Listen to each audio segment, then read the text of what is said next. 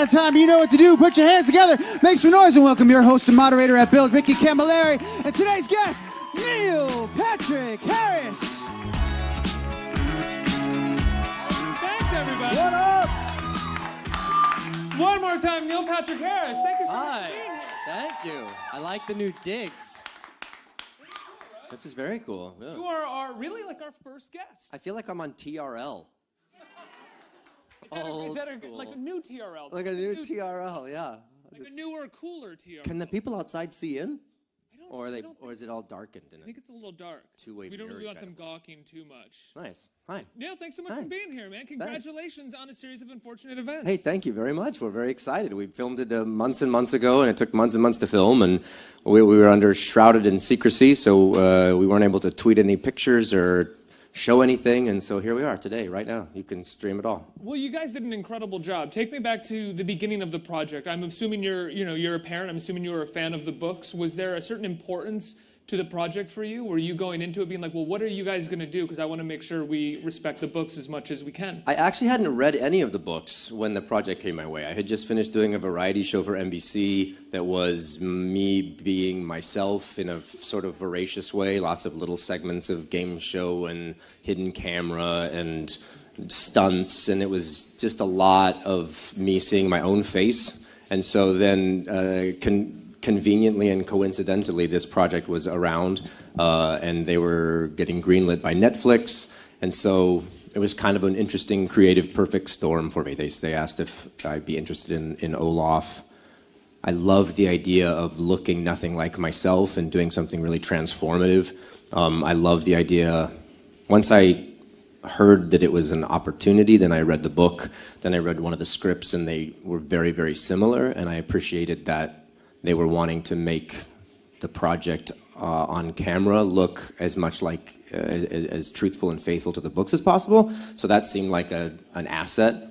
And I have kids of my own that are 6, and so I think it's fun to be able to be in something that plays to more than one demographic. Have they seen any of it yet? Yeah, they saw the first 2 episodes. They actually saw the first 2 episodes on set. They did a cast and crew filming.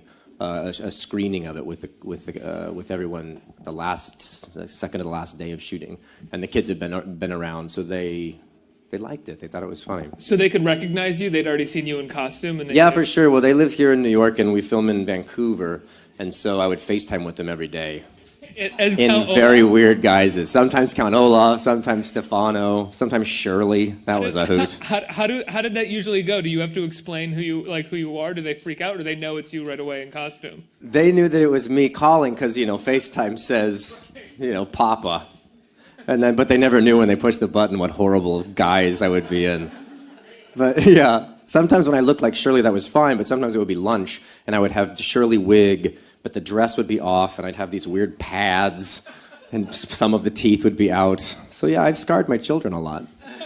No. Now, the show is incredibly faithful to the books, but one of the things that I also love about it is that it seems, while being faithful, it was open enough to allow you guys to be really playful as actors. It feels like there are jokes and there are riffs that almost kind of came up on set that are played with a little bit more, rather than just being solely faithful to the books. Yeah, we didn't want to make the book feel like some biblical tome or something that we had to be ridiculously strict to. And Daniel Handler, who wrote the books under the pen name of Lemony Snicket, is one of the executive producers.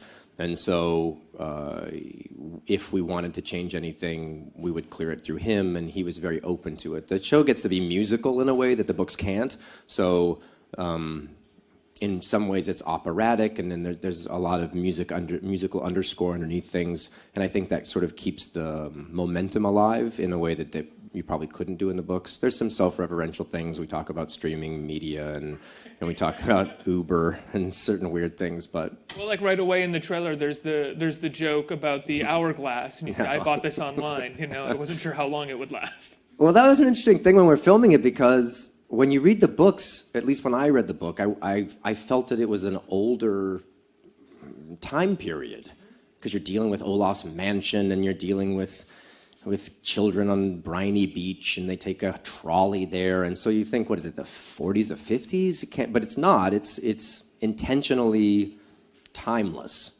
Daniel wanted to create a world through the eyes of children that was fantastical in a way, and ironic in a lot of ways, and educational, but also morose. And so when we're filming it, we had to think, what were the costumes? How, are they from a singular period? Because no one had cell phones, but we'll use walkie-talkies. And one of the walkie-talkies will be an old classic walkie-talkie, and one will be one that you could get at Radio Shack. So I'm wearing turtlenecks and sort of throwback jackets and stuff. So we sort of mixed a bunch of time periods together. So it allowed us to be able to talk about streaming media without it seeming totally off topic, and yet it allowed us the world that didn't have to include iPads. And in that way, it sort of feels a little like a lot like Wes Anderson to me in some ways, where it really takes place in its own world, very fable-like, but at the same time, no specific time period. I love that. I love Wes Anderson. I think he's just amazing, and clearly when you watch one of his movies, the screen is a character. So you have all of the actor people, but you also have great symmetry and great stillness and confidence in the shot selections. But before Wes Anderson was Barry Sonnenfeld, and he is the executive producer of this. He is the director of half of the episodes. He is the heart and spirit of this, and he did the Addams Family movies, the Men in Black movies, Pushing Daisies, and he has a real specific aesthetic. He was a director of photography for the Coen Brothers movies and Raising Arizona. And so while I hear Wes Anderson and appreciate it, I have to pivot to Barry, because really this is his world, and he's extraordinary, and he's such a lovely and odd man with a great sense of humor, and I'm proud to be part of his brain. I was making my way to Barry. Yeah, we all are. He's amazing, and I would say, he has an incredible resume. I personally think this is the best thing that I've seen him do. It takes everything that he's wonderful at, and it sort of gives him free rein, it feels like. Barry's a pretty cynical man, and he has been through a lot of chapters in his life professionally that were hampered by circumstance. Big giant movies that didn't do so well. What was the Wild Wild West, which was supposed to be this gigantic bajillion-dollar movie, and it didn't beget a sequel and things like that, right? He was supposed to direct the original movie, right? He was directing the movie that they were going to make in 2003, and while they were building sets and stuff, he was fired from that because they had disagreements. Daniel Handler, who was writing the movie, was fired from that as well. So the two of them, in a weird way, this is a great redemption story for them. But they came at it, at least at the beginning, I was aware of it, very skittish. They were assuming that the other shoe was going to drop at some time. They were just a little beaten. And then Netflix was this new thing that they didn't know about. And they're so overwhelmingly impressed, if I may speak for them, at how Netflix gave them the creative freedom, the financial resources, the artistic resources to make what they actually really wanted to make. I don't think they would have been able to make the movie that they wanted to make given the constraints of how movies worked. And so they had learned lessons, both good and bad, from their past. And I think by the end, and getting to watch what they were actually able to accomplish, they feel like this is something that defines them in a new and unique way. The Netflix ideal is super strong. And I think it's cool that we're doing this and that this is live streaming and everything, because that is the world, is a commercial-free world where you pay for things that you want to watch. Netflix chooses a lot of content, and that's where they spend a lot of time. If they're going to commit to a project, whether it be Stranger Things or The Crown, they'll commit to the project and then give you the money and the time and the resources and then walk away and let you do it. They figure out the metrics of who should be involved, and then they let you do it. And they don't stand around and question things and nickel and dime things, and then you keep having to make kind of what you wanted to make, it's really freeing creatively, and you end up getting great people to be involved with it. And it kind of does feel like, well, I hope that it is, as someone who likes artist-driven work, that is kind of the future, because it feels like audiences, even the most mainstream of audiences, have grown a little tired of what feels like product made by committee in many ways. Like you can see with Stranger Things, with a series of unfortunate events, with The Crown, that these were things made by a group of artists who truly wanted to tell the best story possible. And you're uninterrupted because of the lack of commercials. And I think it makes for a more discerning audience. When I sit down to watch TV now, I will go to my Apple TV and I will see what I want to watch, and I will find it and I will order it and I will watch it. I don't have to sit there and watch something and then it stops and then there's a Tampax commercial and then there's, a crackers commercial and then a video game thing and then I'm back to the story. And then there's ads for other shows that I'm supposed to watch. Like, I think we are able to now watch what we want to watch. So, Chef's Table, that's great. What you watch? That's your show? Oh, we love the Chef's Table. Food porn is the best. Are you? I mean, it's I'm married to a chef. Oh, right. And he has got my palate has expanded it entirely, and our kids have great palates too. And my favorite thing to do is go eat at a new restaurant and have the chefs just bring out food. Thankfully, I don't have food allergies, and so if I look at a menu, I'll tend to order the same things. But if they just bring out amazing food and it's theater and you're kind of throwing the gauntlet down, show me what you got, chef, and they bring out thing after thing, that's the best. And Chef's Table, the cinematography is sick. Let's talk about your performance as Count Olaf, because you do an amazing job of, once again, being self-referential and at the same time being sometimes as big as Count Olaf has to be, but without sort of distracting us or pulling us out of the story. I imagine it's a pretty tight rope to walk in terms of being a performer. It was both hard and super duper easy, because Olaf is supposed to be very base, and you don't need to understand where he came from, and he doesn't ever realize his misgivings and change. So I just got to be awful, and at certain points be actually mean and awful, and you need him to be vile in order to validate and justify why these kids don't just leave, or why they're so afraid, and it's part of the engine of it. So that was easy, to go in and just be nefarious and horrible and awful. At the same time, you had to be subtle within it, because if you're just Grand Guignol, over the top, operatic asshole, then I think that becomes a little bit redundant. And I would imagine, thankfully, in each book, he reappears in disguise as someone completely different to try and achieve the same goal, in a weird, Wile E. Coyote kind of way. So, it was fun. I got to be, and the words are great, they're really fun words to speak.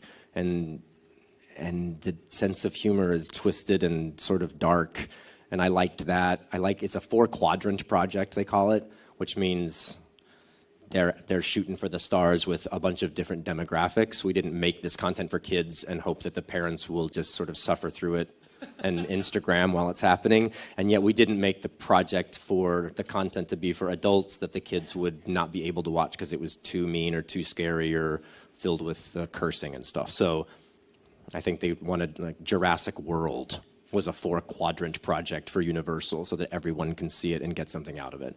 And I like the dynamics of that, so I didn't have to pander and play, I'm an angry man, kids. But at the same time, I wasn't just horrible, and kids then would not want to watch it. So, well, you get to end up finding more about the character and sort of adding that into your performance, I would imagine. Rather than just playing awful and over the top, you get to find insecurities and make him a bit more of a sort of layered person. And I got to be drunk, awful, which is different from just being awful. Olaf is terribly unattractive, and he's a failure and doesn't ever succeed, and yet he believes he's incredibly handsome, and that he's always succeeding all of the time. So that was fun and random to play, the juxtaposition of that. I mean, even from the first musical number in the first episode, which is this hilarious musical number, what makes it so perfect is that it's not perfect, and there are moments where it's you're so not screwing up and perfect. everybody's screwing up behind you, and no one's really that good at what they're supposed to be doing in this musical number. It's just perfect. Which is good, because that's Barry and that's Daniel, and that's sort of my, that was our brains all working together. They wanted a song that was bad. They wanted us to rehearse it enough that we knew what we were doing, but not rehearse it too much so that it was good. And we wanted to not do it too many takes so that it looked polished. Because Olaf, in the reality of the ridiculousness, didn't have time to rehearse it, was probably shouting at all of the hench people and berating them and saying how handsome and talented he was. And then the kids came, quick, get in position. And it never works out the way it's supposed to. That's kind of fun to watch, I think. I have to ask, you are in a movie coming out. I'm not sure when it's coming out, but the new Alexander Payne movie. Yeah, Downsizing. That's what was it like working with Alexander Payne? Super exciting. It was in the middle of filming this, so I flew from Vancouver to Toronto, and I have a small part in it, pardon the pun, because it's called Downsizing. The idea behind it is that it's a world where they have found a way to miniaturize people to a very, very small size. And in doing so, then people who don't have a lot of income and a lot of resources can live really large. Because since there's normal sized people as well, you can eat steak for days for a month, because this much a regular size ribeye steak would feed you forever. And you could live in a mansion because the mansion's only this big. The downside to it is that you can't become full-sized again, so you have to make a decision as to whether you want to live the rest of your life that way. And so I'm one of the smaller people that interacts with Matt Damon, who is the protagonist, kind of deciding whether he wants to do that and the ramifications within it. So it's sort of surreal and more comedic, I think, and probably more CGI than Alexander Payne has done in the past. But it's an interesting conceit, because it brings up a lot of interesting social questions. Yeah, absolutely. That sounds great. I mean, Yeah. You're going from working with David Fincher to Barry Sonnenfeld to Alexander Payne. Right? Is this just sort of where it feels like your career is at right now, and you can kind of pick and choose the best things that are coming at you? Or is it just, does it feel like luck of the draw? You got these amazing parts thrown at you. I think it's a little bit of both. I think I'd be pompous to say that it was the former and that I just get to pick and choose who I want to work with. But at the same time, it's really nice to be able to learn from people that I've admired so much. I aspire to direct, and I like directors who are who have a point of view in the camera. Don't just film a bunch of shots and then let the editor decide how it should be put together. So the Barry Sonnenfelds and the David Finchers and the Alexander Paynes, they do that when they direct. They have a strong visual aesthetic. So to be a color on their palette and to get to sit there even when they're not shooting and observe and just see how that works, what the dynamics are like, is really a great educational experience for me. What kind of stories do you feel like you're drawn to as a potential director? I grew up liking puzzles, mystery. My mom was a big Agatha Christie fan, still is. Hi, Mom, you're still here. I don't say was in the past tense, like you're dead. And so I've always liked murder mysteries, and Clue the movie's one of my favorite movies. David Fincher's The Game is one of my favorite movies. I like structural uniqueness. I love J.J. Abrams and Lost, and the idea behind Lost, that the more you watched it, there were codes, and if you froze frame, you would see stuff. So I'm an immersive theater fan. I like treasure hunts. So I'm probably in that headspace more. But who knows what movie that would be. I got to ask, the Oscars are coming up in a month or two. You hosted the Oscars a couple years ago. I did. You did an amazing job in what I think is probably, the hardest hosting job in Hollywood. It looks like Thank to me. you. Would you ever do it again if they asked? Did you enjoy your time doing it? It was something to check off the bucket list for sure. It's a big commitment, and it's a bit of a masochistic job, to be honest. How so?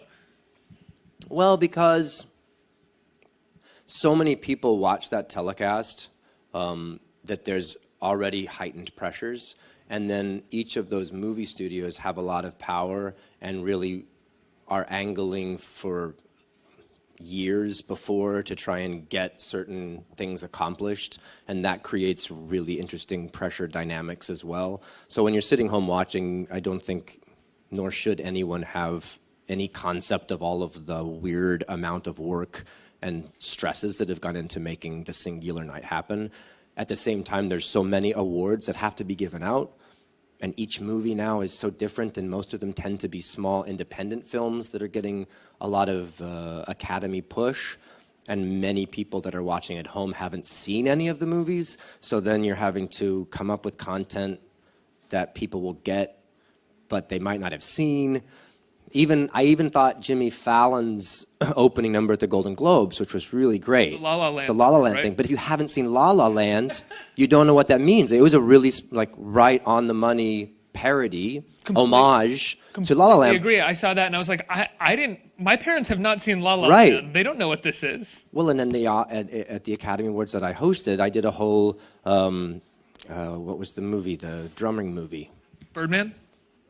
Whiplash. Sorry. So I did a whole Birdman/Whiplash That's thing right. where I got stuck and then I was in my underwear and I was walking like Michael Keaton was, and then I walked by and there's a Whiplash joke and I went out there in my underwear, and that if you hadn't seen the movie, it just looked ridiculous. Oh, he's in his underwear. Yay. Yeah, I'm doing some bad costume stunty thing. So it's a hard job, and it was super fun to do, and I love movies.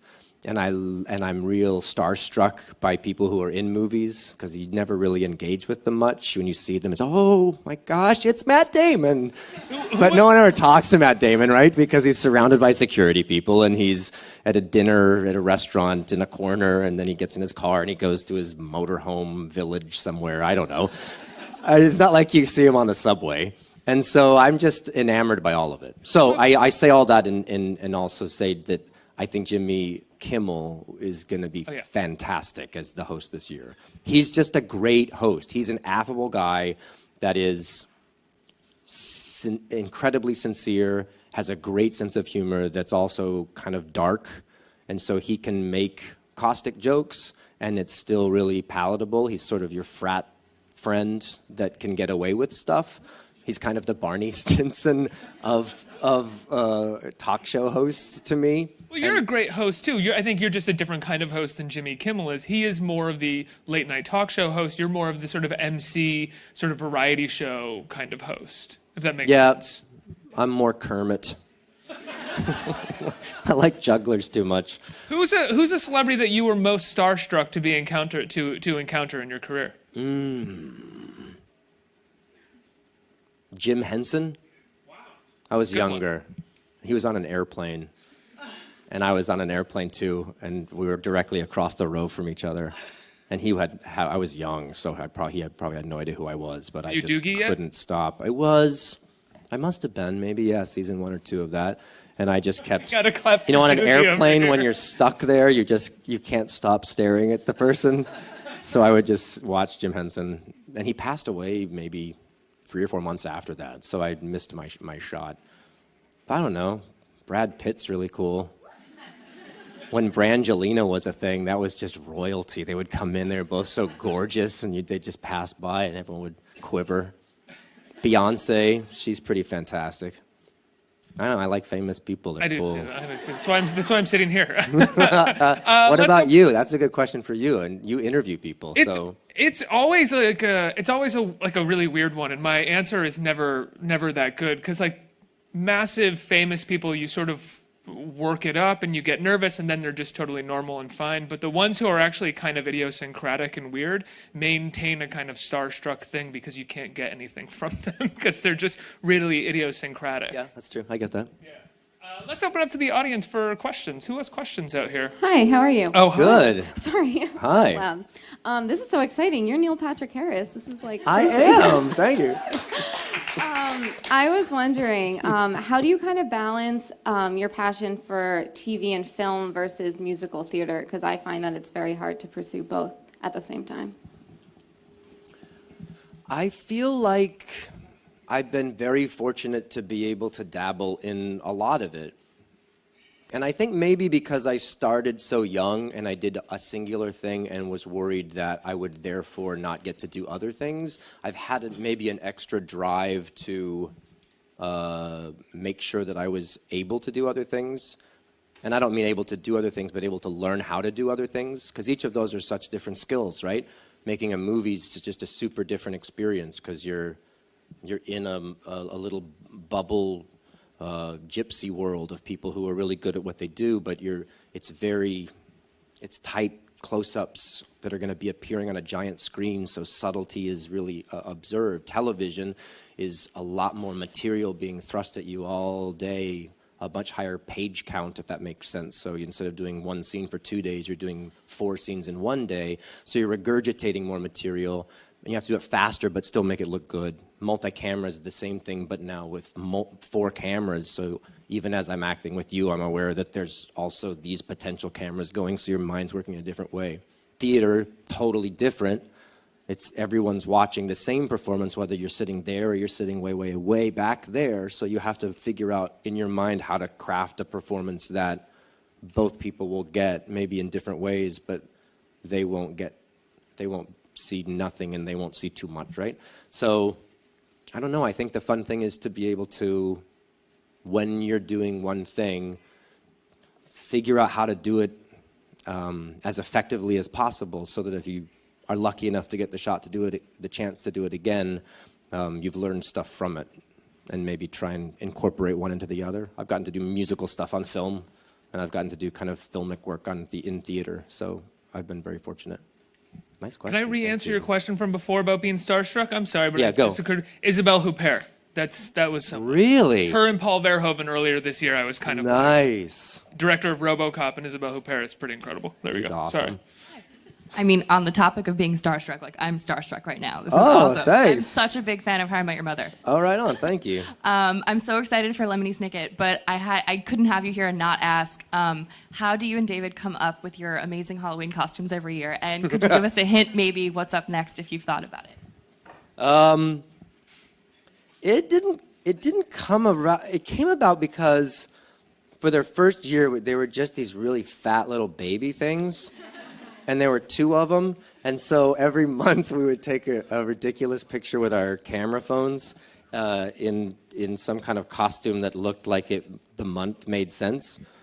So for Halloween, because they were born in October, so Halloween was the first one, right? So they were laying on their backs, and we just put all severed heads and body parts and snakes around them. And then we took a picture from above, and there's just 2 little babies with all this horrible Halloween stuff everywhere. And we did that for a year. We thought that was fun. But then we didn't want to dress up our kids all the time like they're rag dolls. And then Halloween came around the next year, and we thought, oh, let's do a family picture. And so we took one, and then we just kept on doing it. And now that they're getting older, they have a lot more input, which is so annoying. Because when we would just say, put this on, it was just hard to, get Harper to keep her Tinkerbell wings on. But now they don't even want to be Tinkerbell. Tinkerbell's dumb. Tinkerbell's not so dumb. So we slow played the old Hollywood one that we did this year, because I knew that they wouldn't really think that was super cool. So we just started having Charlie Chaplin movies on in the background. Like, oh, that's funny. Look at that guy. Who's this James Dean guy? He's so dreamy. Isn't he Gideon, that guy? So they finally agreed to do it. Next year, we actually do have a plan for next year that we thought of that I think will be cool. I hope they play along. I don't want to give any hints. Are you slow playing it now? Game show. No, I think I'm changing my plan. Now I'm going to let them be whatever they want for actual Halloween, and we'll just do like a photo setup picture for us for this, because it's fun for us, but not on Halloween. So we're not forcing them to wear Halloween costumes that they don't want to wear. But it's fun.